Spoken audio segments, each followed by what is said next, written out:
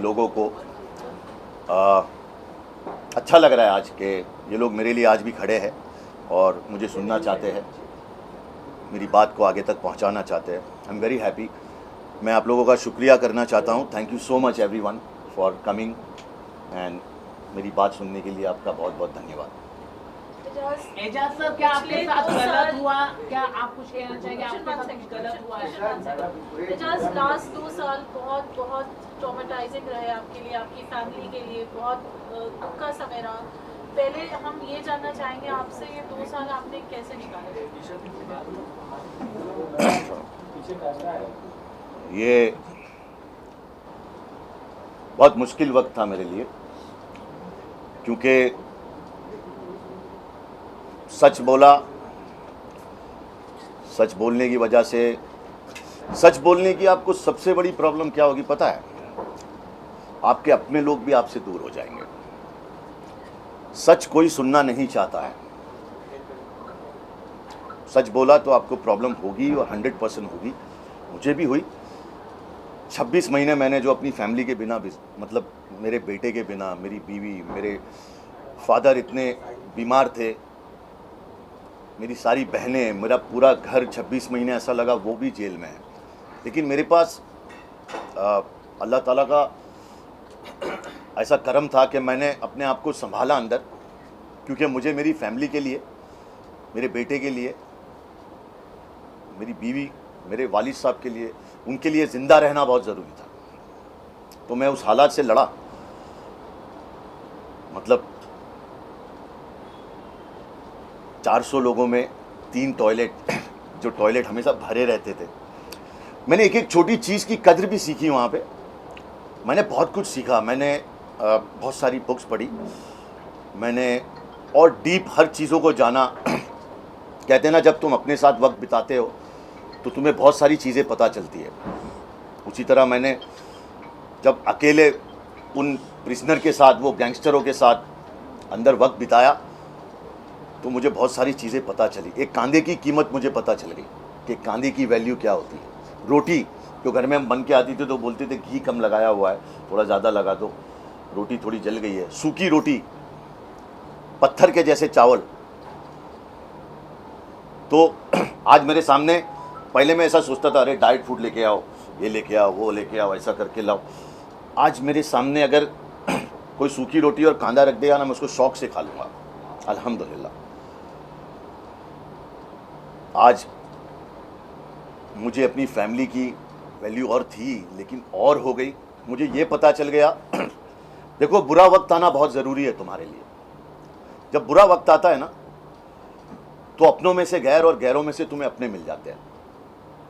तुम्हें पता चलता है तुम्हारे साथ कौन कौन लोग खड़े हैं। कि मुश्किलें लाख गुजर जाए, मैं मंजिलों से लड़ जाऊंगा। हौसला हार के बैठूंगा तो मर जाऊंगा। और कहाँ है वो लोग जो कहते थे, कहाँ है जो लोग जो कहते थे कि तेरे लिए मैं राह में बिखर जाऊंगा। तो कुछ गैरों में से मुझे अपने दोस्त मिले और कुछ दोस्तों में से गैर मिल गए। जब बुरा वक्त आता है तो तुम्हारा साया भी साथ छोड़ देता है, और मैंने उसको महसूस किया है, उसको फील किया है। मेरे अपनों ने मेरा साथ छोड़ दिया था और कई गैरों ने मेरा साथ दे दिया। लेकिन खैर, यही ज़िंदगी है। तुम्हें पता चलता है कि तुम्हारी कीमत क्या है, तुम क्या हो, तुम्हें क्या चाहिए, तुम्हें क्या करना चाहिए और तुम क्या कर रहे हो। मैं आज बहुत खुश हूँ। मैं, आपने देखा होगा मेरे एटीट्यूड में, मुझसे ज़्यादा और आप लोगों से ज़्यादा मुझे कौन जानता है। एक चेंज, एक ठहराव मेरे अंदर आ गया और मैं उसके लिए बहुत खुश हूँ। मैं बहुत खुश हूँ।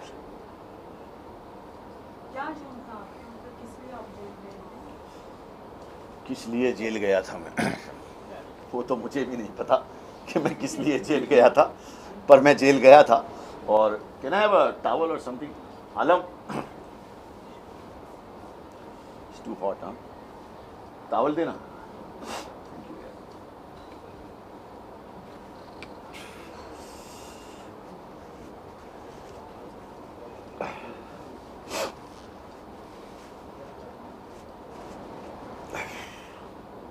हाँ, तो मैं जेल क्यों गया था जैसे मैंने कहा, मुझे भी नहीं पता मैं जेल क्यों गया था। मैं एयरपोर्ट से आ रहा था और मुझे कुछ लोगों ने अरेस्ट किया और उसके बाद मुझसे कहा कि आपसे कुछ सवाल करने, और फिर सीधा मैं जेल में था। खैर, लेकिन मुझे किसी से कोई गिला शिकवा नहीं है, क्योंकि I don't want to fight with the government, I don't want to fight with the system. कभी कोई सिस्टम से नहीं जीत सकता है और मुझे भी सिस्टम से नहीं लड़ना है। मुझे भी मेरी फैमिली पे ध्यान देना है, मुझे मेरे बच्चे पे ध्यान देना है, मुझे जो मुझसे प्यार करते हैं उन लोगों पे ध्यान देना है, मेरे जो फैंस मुझे थोड़ा बहुत देखना चाहते हैं मुझे उन पे ध्यान देना है। मैं लोगों से यही रिक्वेस्ट करना चाहूँगा, मेरे बॉलीवुड के जो दोस्त हैं जो मेरे जेल जाने से मुझसे दूर हो गए हैं, मैं उनसे ये रिक्वेस्ट करता हूँ कि मेरे यार, मेरी बीवी है, मेरा बच्चा है, मेरा वालिद साहब है, मुझसे दूर मत हो। मैं अल्लाह मेरे साथ है, और अगर अल्लाह मेरे साथ है तो मुझे काम मिलेगा। और मैं चाहता हूँ कि आप लोग भी उस पर ध्यान दें थोड़ा सा, कि मैं एक एक्टर हूँ और हम एक्टरों पे बहुत बार कुछ ना कुछ होता है। आप देख लीजिए शाहरुख भाई के बेटे के साथ क्या हुआ। वो आने के बाद मुझे कुछ बोलने की ज़रूरत नहीं है क्यों? क्योंकि दुनिया पूरा देख रही है क्या हुआ, क्या नहीं हुआ, किसने क्या किया, कैसे किया, सबको सब पता है। अब मैं किसी के नाम नहीं लेना चाहता हूँ, ना मैं कुछ बोलना चाहता हूँ, क्योंकि मुझ पे कुछ कोर्ट की रिस्ट्रिक्शंस है। सुप्रीम कोर्ट ने मुझे बेल दी है, मैं सुप्रीम कोर्ट का बहुत बहुत शुक्रिया करना चाहता हूँ, और मैं उनके लॉ फॉलो करना चाहता हूँ, और मैं हमेशा लॉ फॉलो करके ही चलूँगा। मैं अब ये कहना चाहता हूँ कि वो एजाज़ और ये एजाज़ में बहुत फ़र्क है, और ये एजाज़ काम करना चाहता है अपना टैलेंट, जो मैं एक्टर हूँ, मैंने अपनी जेल की जो कहानी है उसको एक किताब में निकाला हूँ, और इंशाल्लाह स्टूडियोज़ के पास जाऊँगा और जेल पे एक वेब सीरीज़ बनाऊँगा कि जेल कैसे चलती है, जेल में क्या होता है, जेल में लोग कैसे ज़िंदगी बिताते हैं, और जो जेल जाता है उसको कोर्ट अभी तक विक्टिम साबित नहीं की है, लेकिन media, I am so sorry, और लोग उनको विक्टिम और उनको मुजरिम बोल देती है कि भाई उनको, और बाद में कई ऐसे लोग हैं जिन पे केस झूठा साबित होता है, और वो जेल से जब छूटते हैं तो उनकी ज़िंदगी के 5 साल तो वेस्ट हो ही जाते हैं, 10 साल तो वेस्ट हो ही जाते हैं। उसके बाद समाज भी उनको, कई बार तो उनके बीवी बच्चे उनको छोड़ देते हैं, उनके दोस्त यार उनको छोड़ देते हैं। और जब हमारा लॉ सिस्टम इतना स्लो है कि किसी केस को चलने में 10 से 20 साल लगते हैं, तब तक आदमी का सब कुछ खत्म हो जाता है, और अगर वो बाइज्जत बरी हो जाता है तो उसको कुछ नहीं मिलता है।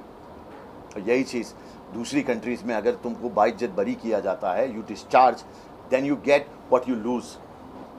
बट क्या मैंने जो 26 महीने खोए वो वापस आ सकते हैं? क्या आर्यन ने जो 1 महीना अपनी ज़िंदगी का वो ट्रॉमेटाइज, मतलब वो ऐसी जगह है जहाँ पे आप समझ रहे हो वही बच्चा है, तो मैंने तो झेल लिया, उसकी ज़िंदगी शुरू हो रही है यार, इट्स जस्ट 18, बाद में उसको 169 देते हो कि ये सब जो हुआ वो फेक था।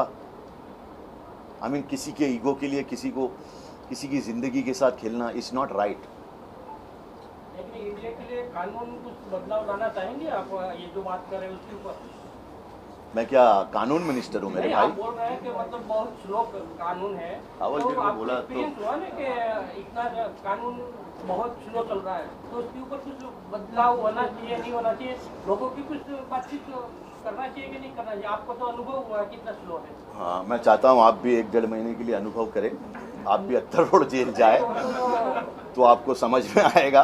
नहीं समझ में भाई देखो कैसा है कि कानून मेरे हाथ में नहीं है, वो तो हम भी जानते हैं, लेकिन कुछ बदलाव होना चाहिए कि नहीं होना चाहिए, ये मेरा सवाल है। कुछ आप दीजिए। मैं सजेशन ये देता हूँ कि हमारे बाबा साहेब आम्बेडकर, उन्होंने संविधान बनाया, उस संविधान को फॉलो नहीं किया जा रहा है। बस वही मेरा, मैं यही कह, अभी देखो उसमें मैं कुछ बोलूंगा फिर मेरे पे 2 एलिगेशन मार देंगे। आप मेरी भी बात को समझो, मैं दूध का जला हूँ, छाछ भी फूक फूक के पीता हूँ। एजाज भाई, जैसे आपने कहा कि आर्यन जो है बहुत छोटा था, और हमने एक न्यूज़ पढ़ी कि आप मिले थे जेल के अंदर, क्या आप मिले थे? भाई मैं तो सभी से मिला ना, वो जेल में वहाँ कोई ऐसा तो नहीं है कि ऐसा रहेंगे, जेल में सब एक ही जैसे, शेर और बकरी एक साथ में पानी पीती है वहाँ पे। तो हम सब मिलते थे, सुबह बंदी खुलती थी, तो जितना मुझसे हो सका, देखो मैं पहले से अंदर था तो थोड़ा बहुत तो अंदर लोग मुझे जानने लगे थे, तो मुझसे जो भी हो सका, जो लोग भी अंदर आए, आर्यन हो या राज कुंद्रा हो, जो भी, अरमान कौली हो, मेरी फर्टर्निटी के लोग थे।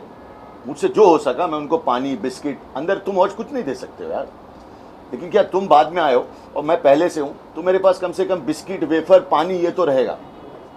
और जब तुम आओगे तो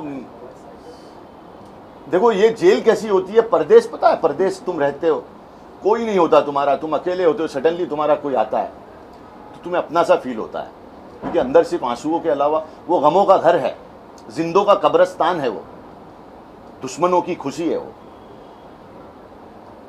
तो दुश्मन भी ना जाए उस जेल के अंदर। दुनिया की सबसे क्राउडेड जेल है, 800 की कैपेसिटी में 4,500 3,500 लोग रखते हैं वो लोग। इंसानों को घेंटे बकरों की तरह सुलाया जाता है, एक के ऊपर एक। ये माइक रखी है ना, माइक ठीक से रखी हुई है, ये माइक तो फिर भी ठीक से रखी है, माइक से खराब आदमी एक के ऊपर एक सोता है उधर। खैर, लेकिन मैं तो यही चाहूँगा कि हर जो आदमी अंदर है उसे इंसाफ मिले, जल्द से जल्द मिले, क्योंकि उनकी फैमिली बाहर ख़त्म होती जा रही है। जिसने क्राइम किया है उसे सज़ा मिले, जिसने नहीं किया उसे। सर, हम जानना चाहेंगे इन 2 सालों में आपके सबसे ज़्यादा हेल्पफुल कौन है आपके फ्रेंड फैमिली में? आपने वो सुना है कि जो करता है वो कभी बताता नहीं है। मैं जो सबसे बड़ा जिस आदमी का रोल है, मैं उसका नाम नहीं ले सकता क्योंकि वो चाहता नहीं मैं उसका नाम लूँ, लेकिन ऊपर वाला ऐसा दोस्त सबको दे। दूसरा मैं नाम लूँगा मीका सिंह। मीका सिंह एक ऐसा दोस्त, एक ऐसा इंसान है, वो किंग है वाकई में, जिसने 26 महीनों तक मेरी फैमिली को फ़ोन किया, उनको पूछा कि उनको क्या ज़रूरत है, उन्हें क्या चाहिए, और जो ज़रूरत उनकी थी उस आदमी ने उसको पूरा किया। तो मैं मीका सिंह को दिल से सलाम करता हूँ, मैं रणदीप हुडा को दिल से सलाम करता हूँ। खैर, हमारे एक दोस्त है जो बड़ा दुनिया को हेल्प कर रहे हैं, अल्लाह उनको खुश रखे, लेकिन उन्होंने हमें नहीं पूछा कभी। सर, सलमान भाई के साथ आपने शो किया है, क्या उनके तरफ से कोई कॉल आया है या फिर अगर उस बारे में कुछ बात करना चाहें? और ये जो आपने एक दोस्त का नाम लिया है, कहीं वो सलमान? नहीं, सलमान भाई ऐसे शख्स है जो, और उन्होंने हमेशा सबकी हेल्प की है, मेरी भी की है, और ज़िंदगी में आज मुझे एक पहचान जो मिली है उसमें सलमान खान का भी बहुत बड़ा हाथ है। मैंने किसी से हेल्प मांगी नहीं। मैं एक चीज़ में बिलीव करता हूँ कि अगर तुम गॉड में, अल्लाह में, ऊपर वाले में यकीन रखते हो तो तुम्हारी मदद को ज़रूर आता है, तो तुम उससे मदद मांगो, ज़रिया वही बनाएगा। और उसने मेरे लिए जो ज़रिए बनाए वो आए, उन्होंने मेरी मदद की। जो नहीं आए उनको भी प्यार, जो आए उनको भी मोहब्बत। देखो, किसी ने मेरा ठेका तो नहीं लिया, पर जो आया उसको ज़िंदगी भर याद रखो कि तुम्हारे बुरे वक्त में कोई खड़ा था, और जो नहीं आया उसको भी याद रखो। याद ही रखना है ना तुम्हें। तो आपको लगता है रॉन्गली एक्यूज हुए हैं? देखिए madam, What will you next? My next movies I want to make a web series और समथिंग लाइक दैट। अभी एक साउथ की फिल्म मिली है, वो मैं कर रहा हूँ, और अपने फैंस के लिए वही मैं अभी काम करना चाहता हूँ। I don't want to get into controversy, I don't want to get into stupid things where कहीं कुछ हो रहा है और मैं स्टेटमेंट दे रहा हूँ। जो मुझे लगता था मेरे देश के लिए ज़रूरी है बोलना, लेकिन अगर बात मेरी फैमिली पे आती है, मेरे करियर पे आती है, और मेरी आज़ादी पे आती है, मेरी फ्रीडम पे आती है, तो I am sorry, I want to concentrate on my career. But you're wrongly accused. Ma'am, what do you think? When I'm coming from airport, I don't have anything. I can't say right now. The case is going on, you know. Right now, I'm on bail. I'm happy. I'm with my family. I'm with my fans. I'm working. I don't want to talk about law and orders. It is not right, you know. I want to talk about myself. You want to know something about me. I want to tell you what happened with me inside, how I survived, what I want to do, you know. Because it's a lot of pain inside. मुझे 1 महीना लगा बाहर आके सब कुछ normal देखने में। मुझे समझ में नहीं आता था मैं क्या करूं। इतनी लाइट्स में हम लोग सोते थे, इतना क्राउड, इतने लोग आसपास, मतलब एक पागलपन सा था। मैं घर आया तो मुझे समझ में नहीं आ रहा था कि यार ये बाथरूम में मैं कैसे बैठूं। मैं ये रोटी देख के मुझे ऐसा लगता था ये, अरे यार ये कैसी रोटी है। मुझे वो सूखी रोटी की आदत हो गई थी। हम लोग कीड़े वाली दाल भी खा जाते थे, क्योंकि खाना तो है, कभी कभी दाल में चूहा निकल रहा है और ऐसा एक प्रिजनर लेके आ रहा है, चूहा निकला रे, चूहा निकला रे, और फिर हम उसका नाम रखते थे आज नॉन वेजिटेरियन है, आज नॉन वेजिटेरियन दाल है, तो चूहे वाली दाल है। और दाल का एक और नाम रखा था हमने, पत्थर के सनम, क्योंकि दाल में इतना पत्थर निकलता था कि हम सब प्रिजनर लोग उसको निकालते थे और पत्थरों को जमा करते थे और फिर सुप्रीटेंडेंट को देते थे कि सर इतनी दाल में पत्थर, अरे इतने पत्थर निकले। अरे भाई हम मर भी जाए किसी को क्या परवाह है, हम लोग तो प्रिजनर है ना, हम लोग तो जेल में है। पता नहीं हमने क्या कर दिया है, अभी तक अदालत ने तो कुछ प्रूव नहीं किया है, पर लोगों ने हमको बोल दिया है कि हम मुजरिम है, हम पता नहीं क्या है।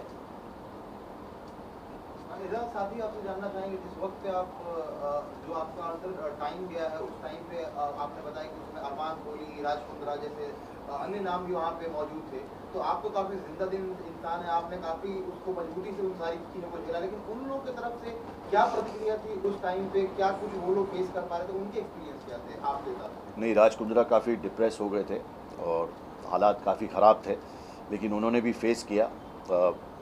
कुछ 10-15 किलो उनका वज़न कम हो गया था। बहुत तकलीफ़ उन्होंने भी झेली, आर्यन ने भी बहुत तकलीफ़ झेली। तकलीफ़ की जगह है यार, वो जेल है। मैं कहता हूँ ऊपर दुश्मन को भी ऊपर वाला नहीं भेजे, वो जेल है। और सबसे बड़ी बात, जब तुम्हें पता है कि अब तुम्हारी फैमिली अकेली है, तुम अंदर क्या करो, मतलब 1000 सवाल तुम्हारे दिमाग में रोज़ आएंगे और उसके सवाल के जवाब तुम्हारे पास नहीं है, क्योंकि तुम्हारा माइंड है ना स्टक हो गया है, बिकॉज यू आर लॉक्ड। ज़मीन पे सोना है, एक चादर है, वहाँ पे खटमल चल रहे हैं, यहाँ मच्छर है, इतने सारे लोग हैं, रहना है तुम्हें, रहा मैं। लोग जज तो ऐसे ही कर देते ना, अरे भाई तुम, अरे कभी किसी के अंदर झांक के देखा है लोगों ने कि किसी की ज़िंदगी में क्या तकलीफ़ चल रही है, वो क्या सफ़र कर रहा है। लोग आजकल सोशल मीडिया पे किसी को जज करना, अरे हमाम में सब नंगे हैं यार। ऐसा कौन है जिसने कोई पाप ना किया हो। अच्छे काम करो यार, डोंट जज पीपल। यू नो किसकी ज़िंदगी में क्या प्रॉब्लम है, कोई क्या सफ़र कर रहा है, यू डोंट नो। तुम्हारी एक कमेंट से, तुम्हारी 4 गाली से उसको पता नहीं क्या डिप्रेशन। अभी मेरे जैसे लोग, आई डोंट केयर, अब मुझे फ़र्क नहीं पड़ता है, मेरा रॉक बॉटम है। अभी मुझे इससे ज़्यादा क्या गिराओगे यार, कि ना मैं गिरा ना मेरी उम्मीदों के मीनारे गिरे, ना मैं गिरा ना मेरी उम्मीदों के मीनारे गिरे, मुझे गिराने में कई लोग कई बार गिरे। और मैं हमेशा उठ के आऊँगा, because I believe in Allah ताला, I believe in God. I am a fighter and I have a family to fight. I am an actor, थोड़ा बहुत ठीक ठाक भी दिखता हूँ, कुछ काम वाम भी मिल ही जाएगा, ऐसा तो नहीं है। तो बस मुझे अभी जीना है। और यहाँ पे तो अब ऐसा है कि बोला जो सच तो जहर पिलाया गया मुझे, और अच्छाइयों ने मेरी मुझे बदनाम कर दिया। तो I want to just concentrate on my career right now. काम की दिशा में मैंने आपसे कहा, एक साउथ की फिल्म है, मैं बाद में बताऊंगा उस पर। I don't want to talk about, ताकि आप बाद में भी आ सको, मैं उस पर बाद में बात कर सकूँ, है ना। काम मिलेगा मुझे, कुछ अच्छे दोस्त हैं जो मुझे पसंद करते हैं, जो काम देंगे, और कुछ ऐसे लोग हैं जो नहीं पसंद करते, कोई बात नहीं, एक दिन वो भी पसंद करेंगे। पसंद करने में क्या है, यू डोंट हैव ऑप्शन। इंसान को अपने जो प्यार करने वाले लोग हैं उनको देखना चाहिए। लोग क्या करते, जो है उसमें खुश नहीं है, जो नहीं है उसके लिए दुखी रहते हैं। आजकल यही चल रहा है, आप देख लीजिए। अपने गमों से लोग परेशान नहीं है, दूसरे की खुशी से परेशान है। आज समाज में माहौल ये चल रहा है। अरे अपने गमों को देखिए, अपने गमों को भी भूल जाइए, अपने आसपास खुशियाँ हैं, अपने मामी डैडी, अपने वाइफ, बच्चे, अपने दोस्त, जो तुमसे प्यार करता है। आदमी उसी के पास जाता है जो उसको धुक्कारता है, जो उसको झटका देता है। जो प्यार करता है उसको वो समझ नहीं पाता है। अरे उन्हीं को समझिए भाई, बाकी जाने दीजिए, अपना मेहनत करिए, काम करते रहिए, एक ना एक दिन आपका होना ही है 100% होना है। जो आपकी ख्वाहिश है वो पूरी होगी, उस पर आप काम करते जाइए। और रही बात तकलीफ़ होगी तो ये आना जाना लगा रहेगा। मैं इससे बाहर आ चुका हूँ। मैं इसको एक पॉजिटिव में लेके इस पर एक वेब सीरीज़ बनाना चाह रहा हूँ, इस पर एक किताब लिखना चाह रहा हूँ अच्छे से, और लोगों को बताना चाह रहा हूँ कि मेरी ज़िंदगी में हुआ। इन दो सालों में सबसे ज़्यादा चैलेंजिंग क्या रहा आपके लिए? सबसे ज़्यादा चैलेंजिंग इन 2 सालों में मेरे लिए रहा सरवाइव करना, ज़िंदा रहना। सवाल जहर का नहीं है, जहर तो मैं पी गया, तकलीफ़ लोगों को तब हुई जब मैं जी गया, और मुझे जीना था और मैं जिया। क्योंकि मुझे अपने आप के लिए जीना तो ज़रूरी था, लेकिन उससे ज़्यादा मेरा एक बेटा है, मेरी बीवी है, मेरे वालिद साहब है, और मेरे कई चाहने वाले जो मेरे लिए दुआएं कर रहे हैं, उनकी दुआओं का असर है। और मेरी माँ जो वहाँ बैठी है वो भी मेरे लिए दुआएं कर रही है। तो मुझे ऐसा लगता है मैं अंदर कुछ सीखने गया था और थोड़ा मजबूत होने गया था कि जब वक्त आए तो तुम किसी भी चीज़ के बिना रह सकते हो। क्योंकि आदमी आया अकेला, उसको जाना अकेला है, बस कुछ जिम्मेदारियां हैं, उसको निभाना है। उसके लिए मुझे ज़िंदा रहना ज़रूरी था, और मैं आपके सामने बैठा हूँ। ठीक लग रहा हूँ ना? या फिर कोई और बचा है? मुझसे मेरा अल्लाह ताला बहुत प्यार करता है, इसलिए मैं आपको एक बात बताऊंगा, अल्लाह उसको उतनी ही तकलीफ देता है जितनी वो झेल सकता है। तो उनको पता था कि एजाज इतना झेल लेगा, 26 महीना एजाज झेल लेगा, बाकी और कोई नहीं झेल पाएगा बिना कुछ किए। एक दिन भी काटना बड़ा मुश्किल होता है। मैं किसी को ब्लेम नहीं करता हूँ, मैं ये सोचता हूँ उन्होंने मुझे भेजा था, या वो मेरे गुनाहों की सज़ा थी, या मेरी गिज़ा थी, या मेरे भले के लिए था। मैं अंदर गया, वो अल्लाह ताला ने इतना टाइम मुकर्रर रखा था, मैं वहाँ से आ गया। कुछ बदलाव आया आप में? बहुत बदलाव आया, बहुत बदलाव आया। सबसे पहले तो एक कामनेस आ गई अंदर, एक यकीन ऊपर वाले पे। जब मेरी सुप्रीम में बेल, हर जगह बेल मेरी रिजेक्ट हो गई, लोगों ने कहा एजाज खान 5 साल 10 साल नहीं छूटेगा। हम अंदर नमाज पढ़ रहे, सुबह में हमारा बेल है, ऐसे 350 लोग एक के ऊपर एक सोते हैं, नमाज पढ़ने की जगह नहीं होती अंदर। हमारे दोस्त प्रार्थना कर रहे हैं हमारे लिए, हमारे हिंदू दोस्त 350 लोग जाग रहे हैं हमारे लिए, नमाज पढ़ रहे हैं, हम भी ताज्जुद का बिछा के नमाज। अंदर लोग हिंदू मुसलमान सिख ईसाई नहीं करते, अंदर इंसान इंसान करते हैं। एक इंसान की मदद करता है अंदर। मेरे दोस्त मेरे लिए प्रार्थना यहाँ पे कर रहे हैं। ऐसा मंदिर गली होती है, और ये मंदिर गली पूरी उन्होंने मेरे लिए चालू रखी। इधर मस्जिद गली, यहाँ पे मेरे लिए नमाज पढ़ रहे, और सबको पता था कि मेरी बेल होने वाली है। मैंने ताज्जुद की नमाज बिछाया और अल्लाह से ताज्जुद की नमाज में बोला, या अल्लाह मेरा वक्त हो गया तो मुझे घर भेज दे। मेरे बीवी बच्चे मेरा इंतज़ार कर रहे, मेरे यार दोस्त मेरा इंतज़ार कर रहे। अगर तुम्हें लगता है कि हो गया हो तो भेज दो। और एक अजीब सी फीलिंग मेरे अंदर, एक ठंडी सी सांस, पहली बार ऐसा मैंने फील किया। वो 26 महीनों के अंदर वो गर्माहट, वो सब कुछ वो हट गया, और एक ठंडी सी ऐसी अंदर से, वो मैं आपको महसूस आप नहीं कर पाओगे। वो कि ऊपर वाला जब तुम्हें ऐसा फील करवाता है ना कि अब वाकई में तेरा कुछ होने वाला है, तो एक अंदर से ऐसी फीलिंग आई। और फिर मैं सुबह की नमाज़ पढ़ के बैठा हूँ, और बैठे बैठे बैठे मैं सो गया, और मुलाकात में मेरा नाम आता है, एजाज भाई आपकी मुलाकात आई है। और हमारी बीवी, अल्लाह उसको 100 साल का करे, उसको हमेशा खुश रखे। दूसरी कंट्री की है, उसके बावजूद ऐसी लड़ी है हमारे लिए, क्योंकि उसको पता था हमने कुछ नहीं किया। हमारे वालिद साहब को पता था, हमारे फैंस को पता था, हम खुश थे। देखो तुम्हारे अपने तुम्हें नहीं समझते ना, सबसे बड़ी चीज़ वो होती है। वो मुलाकात में आए, हमने ऐसे खिड़की में देखा, हम भी एक्टर है यार, हम समझ गए कि अल्लाह ने हमें वो फीलिंग दे ही दी है। सामने खड़ी थी वो, तो हमारी मजाक उड़ा रही है, बेल गॉट रिजेक्टेड। अरे मैं बोला एक्टिंग तेरे को आती नहीं है, बेल मेरी हो गई। और पूरी जेल में लोगों ने खुशियां मनाई, और मैं आप लोगों के सामने बैठा हूँ। तो अपने इस लुक को चेंज करने के बारे में क्या सोचा? आपने नहीं सोचा कि बाहर आने के बाद आपको इसे चेंज कर लेना चाहिए? और अगर आपने अपने आप को आपको ये लुक कैसा लगता है?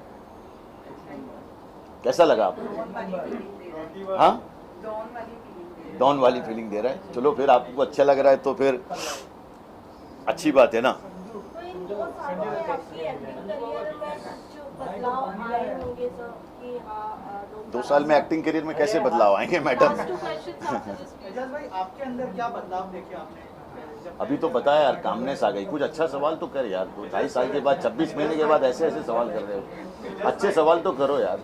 मैं ग्रो हुआ, तुम लोग भी तो थोड़ा ग्रो हो यार। एजाज भाई जैसे कि आपने कहा कि आप बुक और वेब सीरीज लिखने वाले हैं, तो क्या वो बुक में आपको किसकी वजह से ये सब वो परेशानी झेलनी पड़े, जिनके अनुभव और उसके बाद आके आपका जो है वो सब आप लिखेंगे या फिर फिक्शन पे रहेंगे? नहीं, उसमें सब लिखूंगा, उसमें सब आएगा, आपको सब मिलेगा उसके अंदर। आप थोड़ा सा इंतजार करिए, आपको बहुत मजा आएगी। So we'll take one more question and we'll close jail it. से निकलने के बाद पहली क्या चीज आपने की? जेल से निकलने के बाद सबसे पहले मैं अपनी माँ की कब्र पे गया, जो 26 महीनों से मैं नहीं जा पाया, और वहाँ जाके मैंने दुआ की और मेरी माँ के गले लग के थोड़ा सा रोया, और उसके बाद घर गया और फैमिली के साथ अपना वक्त बिताया।